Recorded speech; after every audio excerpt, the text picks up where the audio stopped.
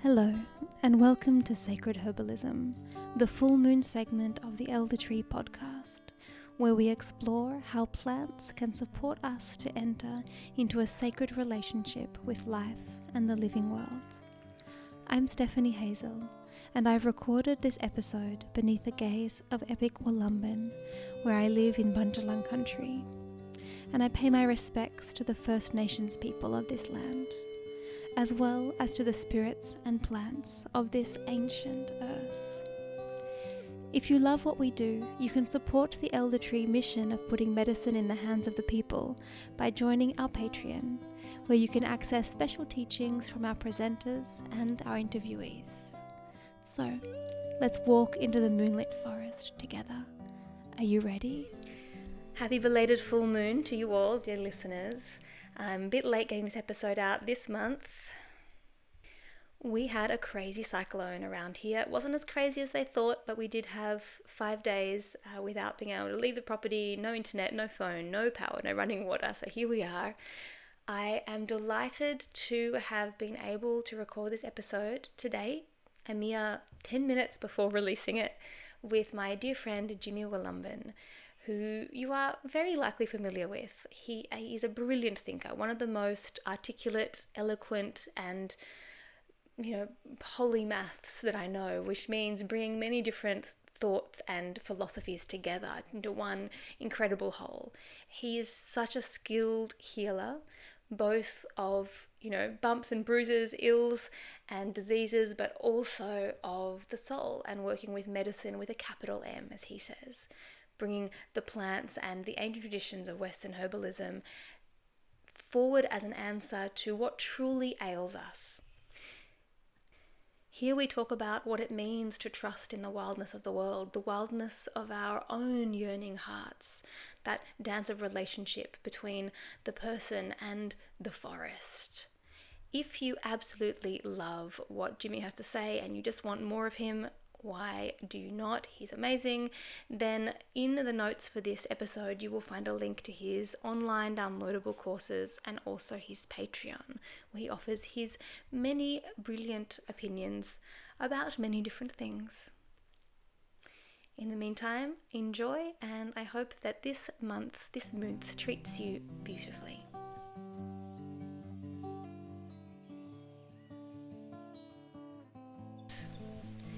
Jimi, such a pleasure to have you here on the podcast again. Always a pleasure. Yeah, nice just to be able to pop down the road and sit in front of each other this time. The last two have been on the computer. Yes, absolutely. Face to face, heart to heart, and here in my apothecary surrounded by the herbs. Yes, well, we have mugwort, sweet Annie, is that sweet Annie? Yes. And some lemon myrtle. The first one is tarragon. Oh, tarragon. Dracunculus. Delicious. So, I've been reading Stephen Harrod-Buhner's latest book, Becoming Vegetalista. Yes. In the wee hours of the morning with a little baby to breastfeed. Yes. It's actually the perfect time to read some of his dreamy, psychedelic kind of spiritual writings, poetry that he has, yes, and ponder on those things. Yes. And last night I was reading his account of the first time he used plants as medicine, herbalism, which actually came much later in his life than I thought. And there's a thread in there I'd love to unpack with you. So he speaks about having this terrible intestinal cramping and going to the Western medicine profession, and his father and grandfather were both doctors, so he grew up in that kind of medical world. But his grandfather was a doctor of a different era when you went and did house calls and you accepted eggs. People couldn't pay you, and so that very different world than we now. Probably still looked at the tongue. Probably still looked at the tongue. Yes, and constitutions. Yes. And yeah. And he went to the doctors and he found himself being poked and prodded like an interesting disease rather than a real person. And something in him came online and said no. And he walked away from that, realizing that he didn't want to go down that path. And by chance, a herbalist that he had met, the first herbalist he'd met that week before, he'd been walking in the forest with her, and she'd pointed out Osha and said, oh, it's good for intestinal cramping. So he decided then to work with Osha. That's his first herbal medicine that he worked with. Yes. So in the book he says, I did not know how I would accomplish it, but I was determined to take a different path. The $250 I paid for the medical consultation, instead of paying for the healing I sought, paid instead for an awareness that has never left me. And I have wondered then, as often I have through the years, just how it is that we have lost ourselves as people, as healers so completely. Of course, the cramping didn't stop. Things are rarely so simple or easy. It became for a while an integral part of my life, as all long-term illness does. But once I turned away from the road the Western medicine physicians offered, I suddenly heard that herbalist voice again. The Osha root is really good for intestinal cramping. So I dug another of Osha's roots and kept it with me through the long days and nights, continually eating pieces of it whenever the need struck me. And, for the first time in my life, I gave my safekeeping over to the wildness of the world. Beautiful. And that line just like bubbled around me in the wee hours of this morning. That sense of what it means to truly give our safekeeping over to the wildness of the world. Yes. And the ways that as a herbalist I do that, and also the ways that I don't, that the fear comes in and I think, no, I have to control my way through illness, or my child needs to go to the hospital because I'm afraid. Yes. Yes. There's another quote that springs to mind here, which is about civilization being a clearing in the forest. And it's kind of like this Joseph Conrad heart of darkness kind of feeling, that civilization is but a clearing in the forest. And when he said, I gave myself over to the wildness, I forget his exact language, I gave myself over to the wildness within or the wildness without, the wildness of the world again. Then there's an angst inside the civilized mind, the syphilized and civilized mind. And that angst is what the First Nations people saw when they came in contact with us. There's a hunger, there's an emptiness, there's an insanity, there's a lack of ease in some way that they didn't quite understand, in the same way they couldn't understand the selling of the earth. And I think that angst is feeling ill at ease in the world. And the world is the forest. It's not the clearing in the forest that we've made, right? It is the forest. It is the forest of the stars, right? It is the vastness of eternity. It is the heart of darkness, but it's also the meadow. It's all of that. And in giving himself over, then he was already over. he was already in the hands of the wildness of the world. It was hubris to think otherwise, right? But in the civilized mind, there's a particular dis-ease, a lack of ease that I think that we're really coming up against again at the moment in this renaissance of a movement back, like the Romantic era, right? And the Romantics who romanticized nature, they emerged within 10 years of the Industrial Revolution.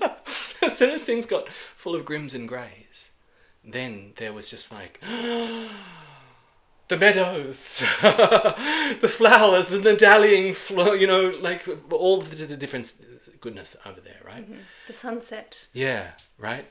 And so first off, I hear the medicine of the antidote to civilization and its discontents.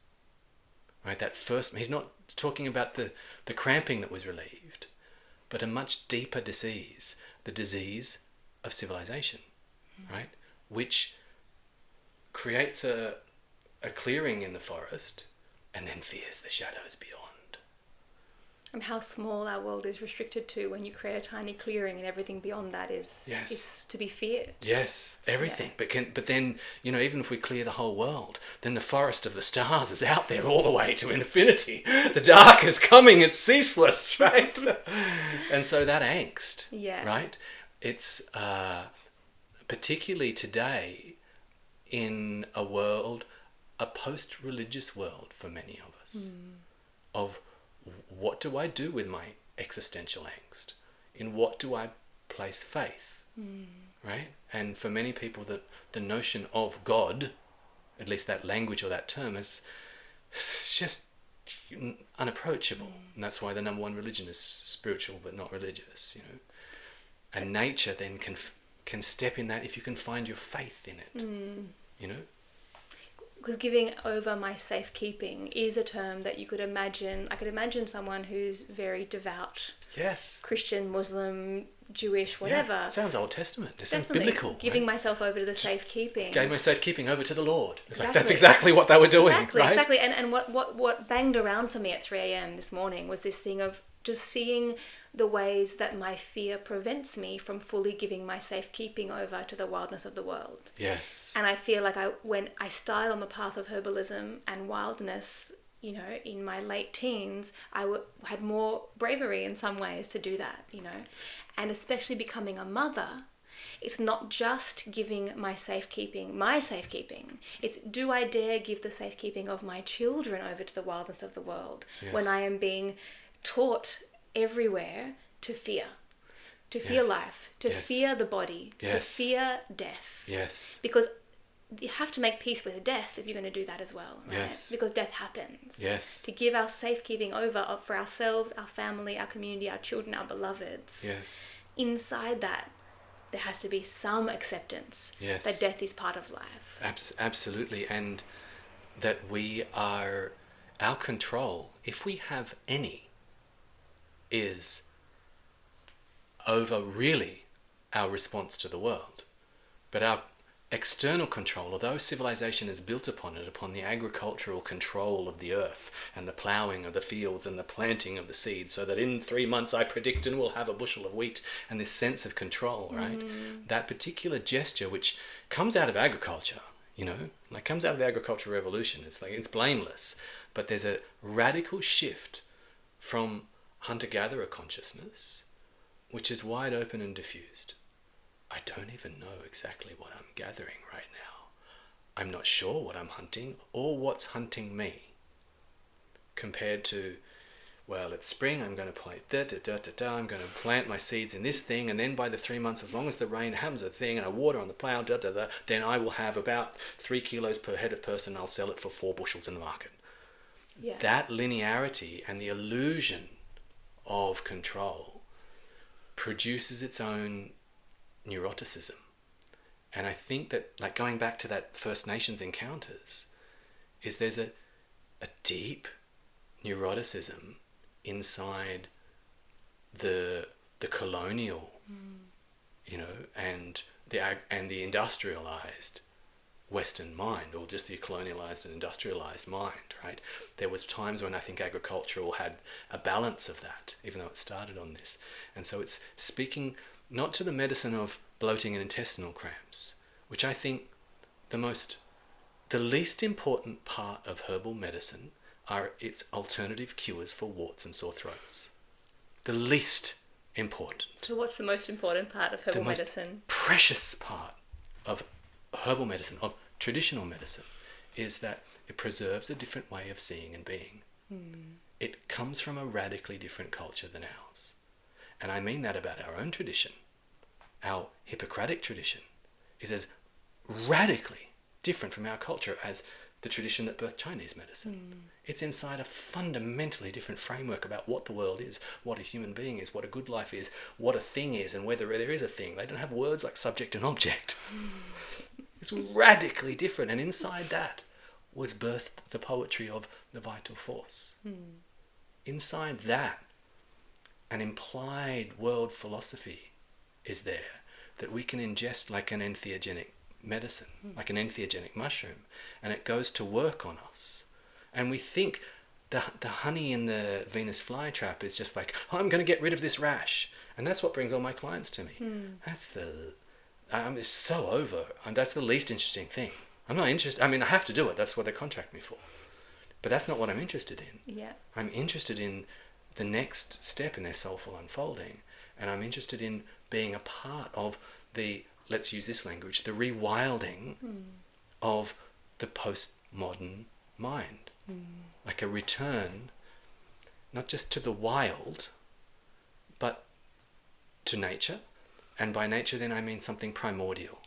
And there's something inside that that's not just returning to a trust in the wild, but returning to a trust in ourselves as a living expression of that wild. Yes, and our place in it. Our place in it, and trusting, to go to that medical question again, that trusting that I can just work with a plant and my own body in partnership, and my body can work it out. There's a vital force there's an intelligence inside my body that is moving towards healing. I don't need to block, suppress, interrupt in order to stop my body just falling apart, right? There's Any more than I need to make sure my heart is beating and the oxygen is passing through my lungs. Totally. It's doing it.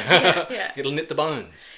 And I do think that Western medicine is very good at giving the illusion of that control. Yes. If we, I think anyone who's listening to the podcast is, has a mistrust to some extent of the broad promises of Western medicine, basically that all disease can be controlled. Here, just take this antibiotic and you'll get better. We know that often in practice doesn't happen. There's still an uncontrolled aspect to it, right? Yes. But it's presented in a way that it's like, oh, don't worry, I will control all of that for you. Yes. As the establishment, and we don't have that same kind of trust in herbalists, and nor should we. The trust should lie in the wildness of the world, the wildness of ourselves belonging to that world, and in that vital force that moves through, animates, and expresses all of life. Right? And not a trust that, like a romanticized trust, that this herb in my body are always going to necessarily heal me and come out with a response and the reaction that I want. No, I mean, it does a lot. Like, herbs are amazing. The body's amazing. It's incredible. It really does work. But it's not just a blind romanticized trust in that this is going to work towards the outcome that I want. It's the lack of ease, the dis-ease that traditional medicine is treating is not the warts and tonsillitis, right? And the skin rashes.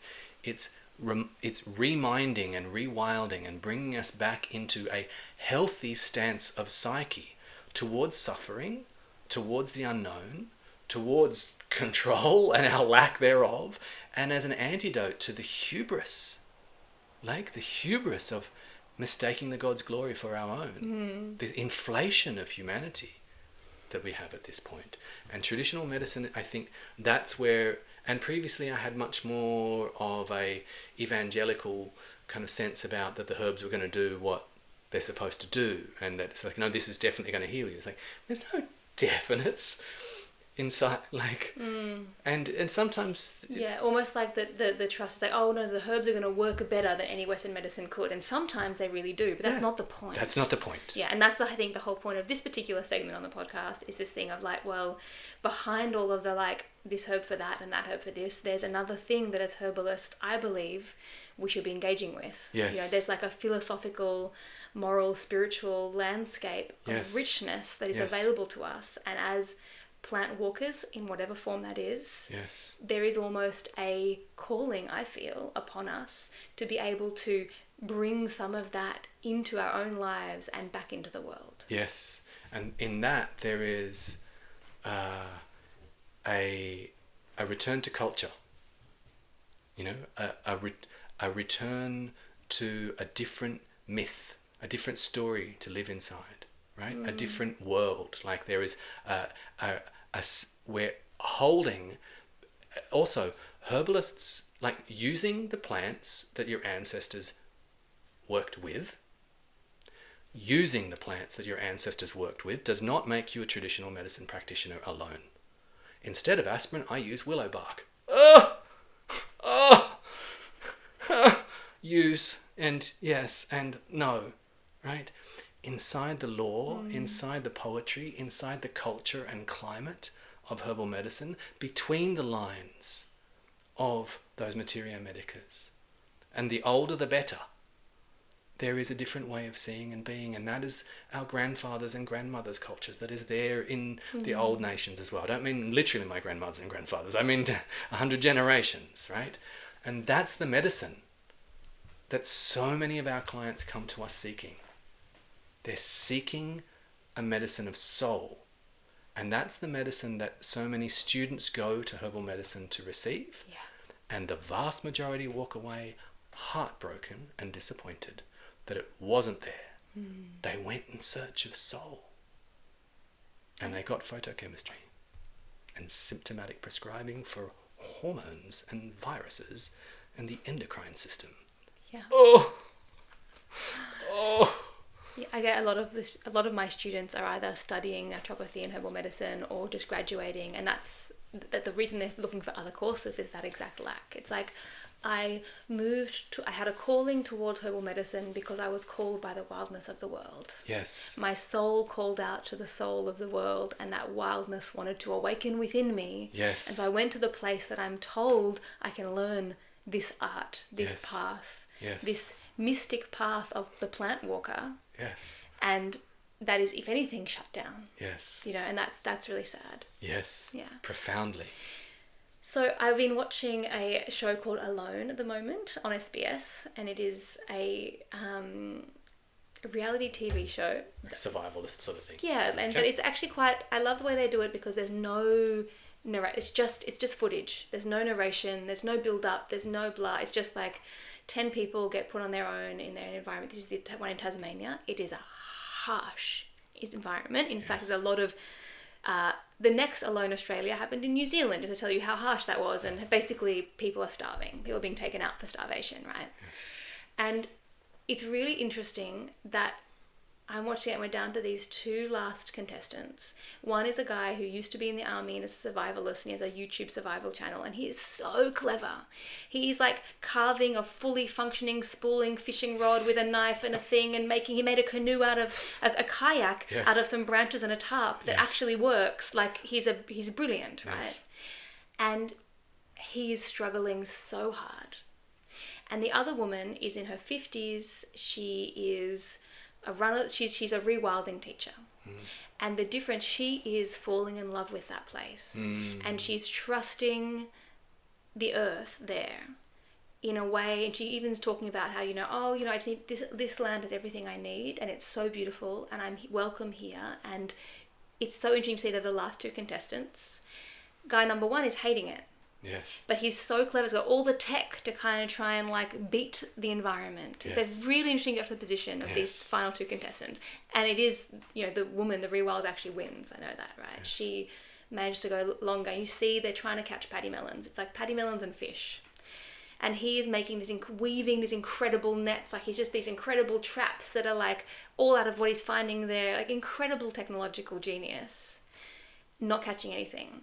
Gina, on the other hand, goes out to pee one night, and paddy melon's standing beside her, and she literally jumps on it, kills it with her bare hands, and has all the meat she wants for the next, like, however long, right? And she's like, and you see her there crying and laughing and saying, oh, thank you so much for coming. And she's experiencing that as, like, the land looking after her. And that paddy melon came to give her life, right?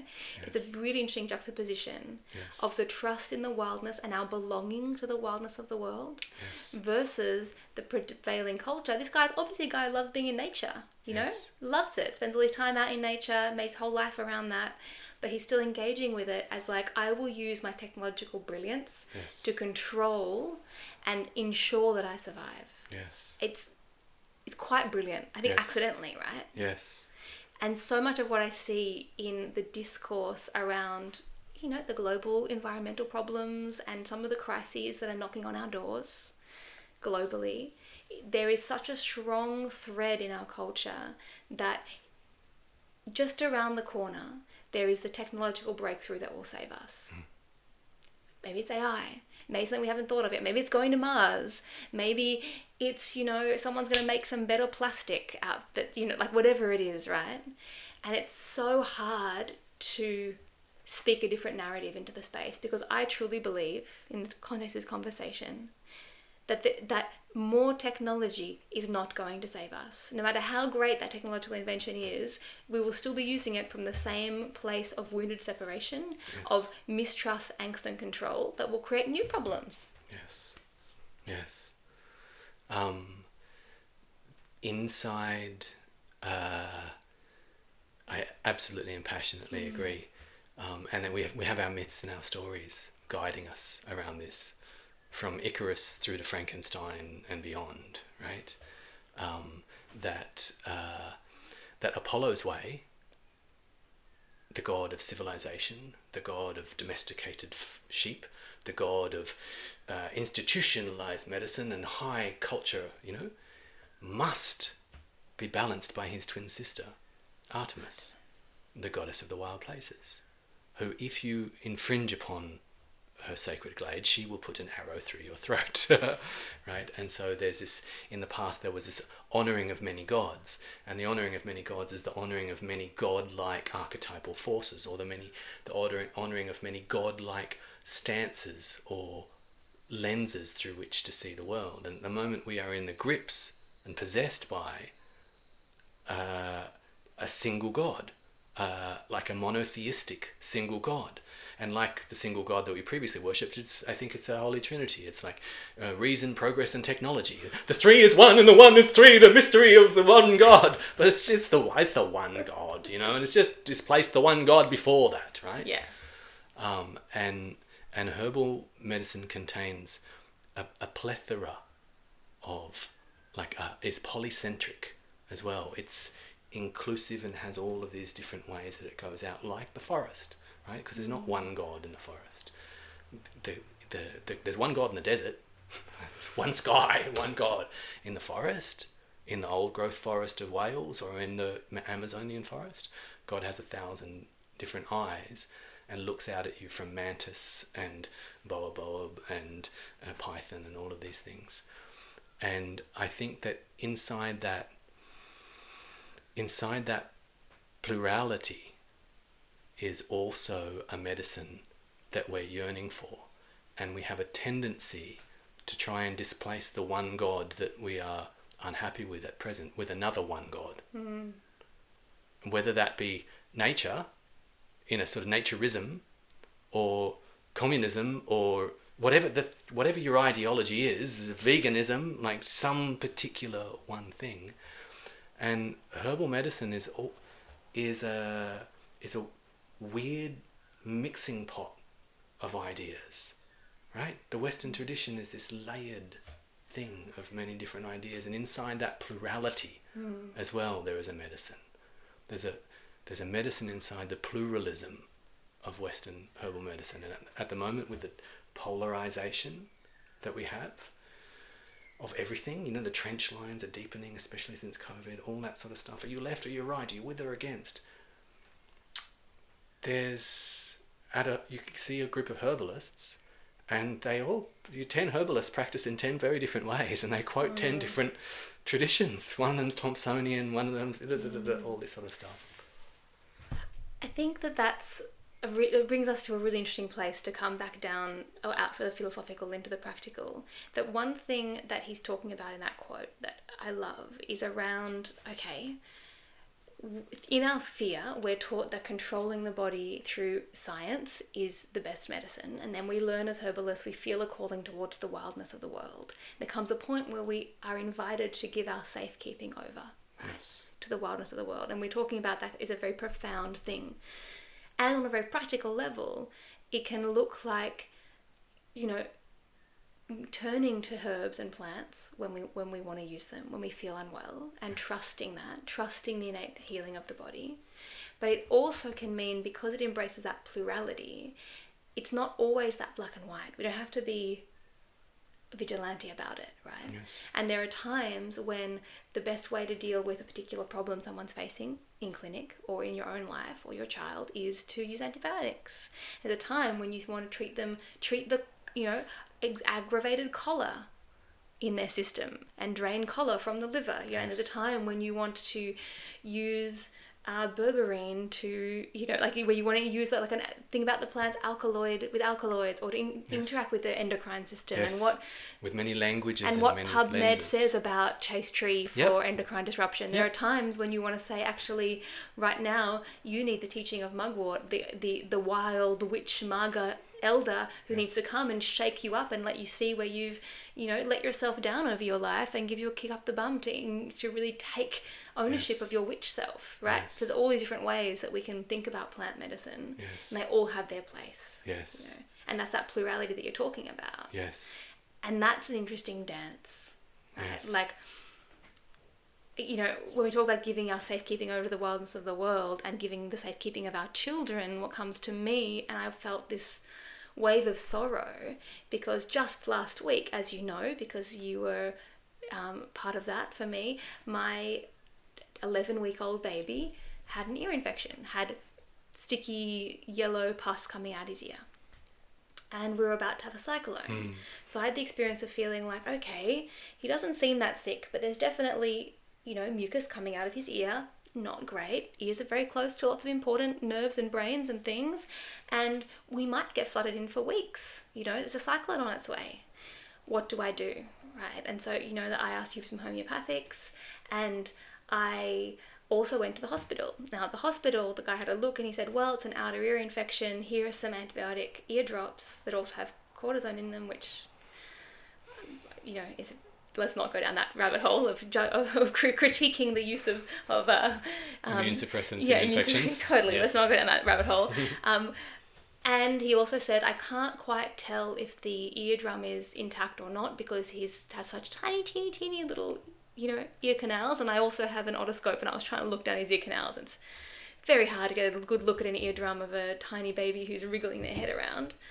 So I said, here, take these broad spectrum antibiotics that wipe out the gram-negative and the gram-positive bacteria, which is like the worst kind of antibiotics, just in case, because if that infection has gone through into his inner ear, it could cause deafness. If the bones get infected, a lot of ifs, right? Yes.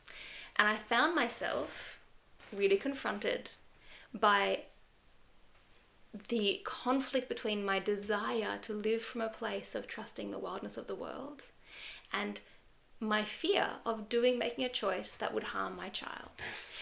And I had a lot of anxiety because the choice I was actually faced with was, there's a very, very small chance that something very bad could happen, i.e. deafness. Tiny chance, very bad thing. Yes. I could take this medication, I could give this medication to my tiny baby, which will definitely mean that doesn't happen. Well, most likely mean that doesn't happen, but it will definitely mean all the other harm. So a definite situation of, wiping out the gut flora, all of the immunological, digestive, and even neuroendocrine disturbance that can cause. Yes. Versus a very small chance something very bad. Yes. And it was very difficult for me to go, no, I'm going to use, I used garlic oil just around the ear, I didn't put it in the ear just because in case that was ruptured, and homeopathics, and I did the medical ear drop. So I found my happy medium in the middle. Yes. He's now fine. Yes. Still no sign of deafness. Yes. But what was interesting is that with myself, I'm much more willing to do that because I have the ability to feel what's happening in my body. Yes. And as you said when you were there are times when antibiotics is needed. But those times is not when you're like, is it, isn't it the time? Maybe I should, maybe I shouldn't. No, like it's very, very, very clear Yes. when that's needed. And how many deaf babies, I asked you, have you encountered? Yes. Or deaf children that like, that one's deaf. This guy I met is deaf because he had an ear infection as a kid. It's like, there's not a lot of them around. No, there's around not. here. It doesn't worst case scenario doesn't happen so often. Exactly. So I chose not to give him this broad spectrum Yes. antibiotics, which I'm very happy, right? But just Yes. finding that place of being like, my child can't tell me what's happening. And just in myself noticing, this conditioning goes much deeper than I thought it did. Yes. Because when I genuinely have fear for a tiny person I'm responsible for, it's very hard for me to give the safekeeping over to the wildness of the world. Yes. That program is like deep. And when Yes. you go to the hospital and they say, you have to give these antibiotics because you will be risking the deafness of your child. Yes. With the undertone of, don't be a negligent hippie. Yes. Yes. It's very difficult. It is. Let me take it from that back up the hill again. And so there we have this situation where there's potentially antibiotic resistant bacteria like roaming the earth, and they're changed in the virome since COVID and all these different sort of things that are happening, and the increase in otitis media in Western children, which they don't really have in my Chinese doctors in 2002 in Beijing hospital were just like, Chinese babies don't get otitis media. They don't. They get other problems. They get more tonsillitis and all these other sorts of things. They don't get that. And so part of how we've arrived here is at the same place of how we've arrived at the pandemic of autoimmune diseases. Is we've arrived at these recurrence of a whole bunch of these infections through deforesting the world, through terrible animal husbandry, through polluting our rivers, and through virilizing a terrible microbial culture, right? We've created this ghetto of microbes across the planet that's now actually making that worst case scenario more likely. And when we step into the same framework, like you were saying, I don't think the answer to our technological problems is more technology. I don't think the answer to our control issues is greater control. Then when we step into herbal medicine in the same paradigm and use berberine herbs always as antibiotics, right? Then I don't think we're addressing the fundamental crisis that is facing our people right now. And that is a crisis of culture. The primary illness that is upon our planet is not an ecological illness, and not an economic illness, and not a political illness, and it's not a medical illness, right? There's a much, much, much deeper illness that lays underneath all of those.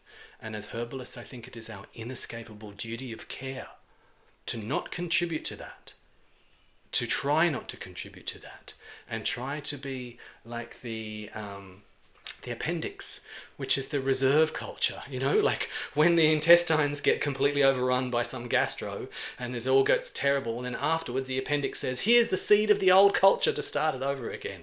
Is that in our law, in our tradition, in these ways, between the lines on these herbs for warts and rashes, is something that's really, really precious, that can provide the medicine that I think our people need most. And so as people that are passionate about herbs, right, to make sure that those that are listening and that are studying, that are learning, that are exploring this, to remember that the greatest medicine that the plants teach us is not how they fix us from our questionable illnesses, because some of those illnesses are not illnesses. They're the body correcting itself. It's like a fever. It's not a problem. Don't stop it. Stop trying to stop it. The mucus coming off your chest. Is it good? It must come off, right? And so trying to control with herbs in that same way, this will stop the mucus coming off. Your ancestors, the Hippocratic Galenic ancestors, only up to 200 years ago, those phlegmatic humours need to be removed. This will help them to be removed, right? And so I think, just circling right back to that quote again, is the medicine is between the lines. The medicine is in the culture. The medicine is in the forest of these different perspectives. There's a poetry, a cadence, right, inside traditional medicine.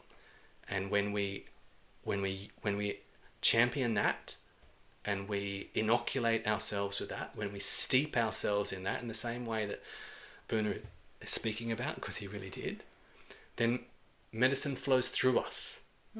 A deep medicine. Howard Boona, personally, I don't his herbal medicine kind of sucks. I'm going to say, all this antibiotic kind of thing, and his stuff for some of his viruses, and all this. It's very reductionist. As a herbalist, very reductionist.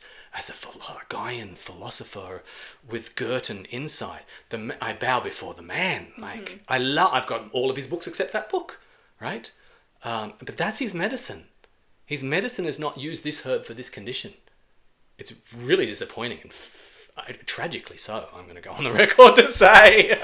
But his medicine is deep, and it's different to that. Yeah. He's giving this medicine to the soul and to the culture, right? And it is interesting, just to speak to the point that you've been making this whole time, that actually, even though I have the same experience, actually, he's one of my favourite herbalists, but I don't like his herbal medicine. No, right? It's so ironic. He doesn't practice what he preaches in his prescription. It's very reductionist. It's a kind of phytomedicine.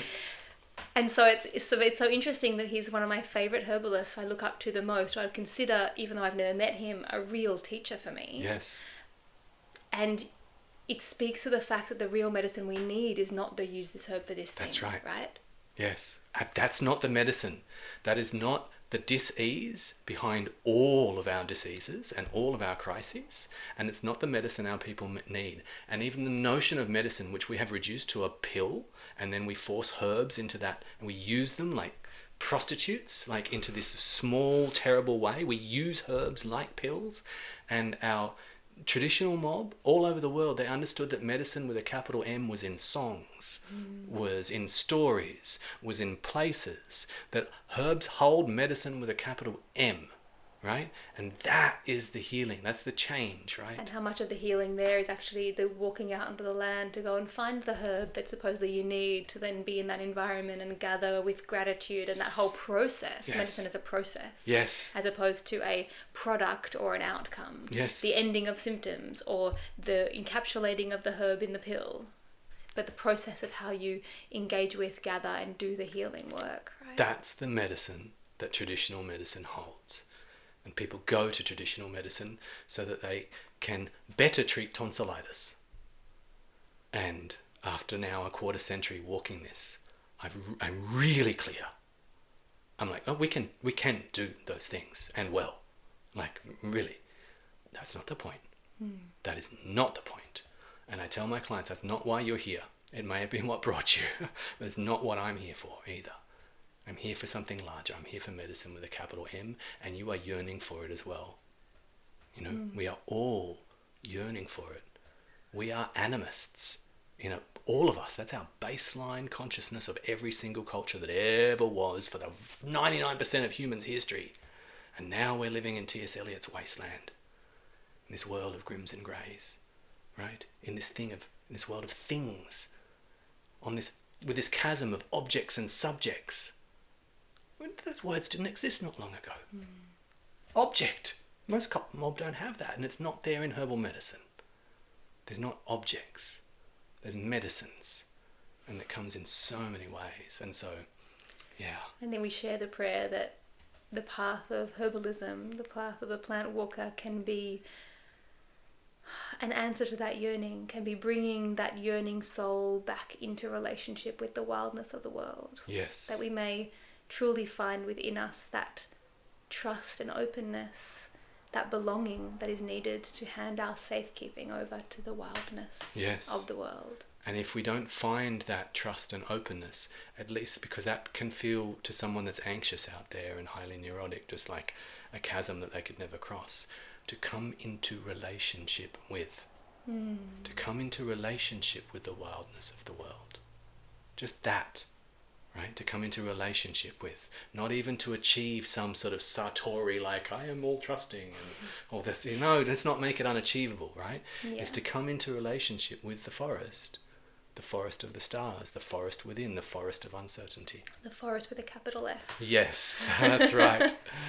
Yes. Thank you so much. Always a pleasure. That's it for this moon cycle.